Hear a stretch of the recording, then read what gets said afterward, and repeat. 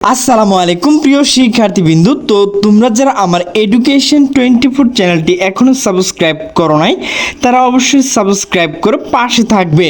তো তোমরা যারা জাতীয় বিশ্ববিদ্যালয়ের শিক্ষার্থী রয়েছ, তো তোমাদের কিন্তু আজ 18 জুন একটি গুরুত্বপূর্ণ নোটিশ প্রকাশ করা হয়েছে। তো তোমরা যারা ডিগ্রি পরীক্ষা দেবে, তো তাদের জন্য মূলত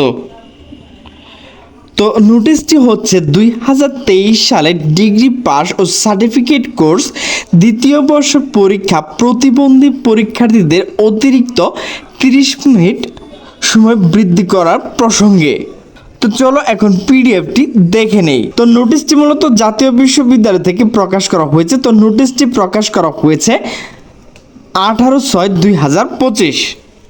তো নোটিশে বলা হয়েছে প্রতিবন্ধী পরীক্ষার্থীদের অতিরিক্ত 30 মিনিট সময় বৃদ্ধি সংক্রান্ত বিজ্ঞপ্তি।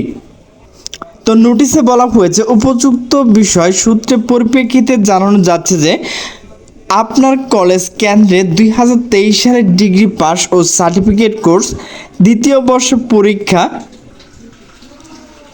অংশগ্রহণকারী পরীক্ষার্থীর মধ্যে প্রতিবন্ধী অটিজম যারা রয়েছে, তো তাদের জন্য কিন্তু 30 মিনিট অতিরিক্ত বৃদ্ধি করা হয়েছে। তো তাদের জন্য কিছু কিন্তু শর্ত রয়েছে।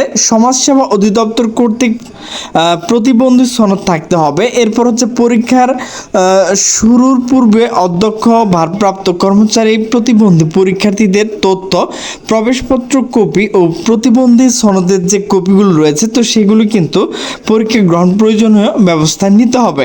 তো এগুলো কিন্তু আপনারা অবশ্যই দেখে নেবেন।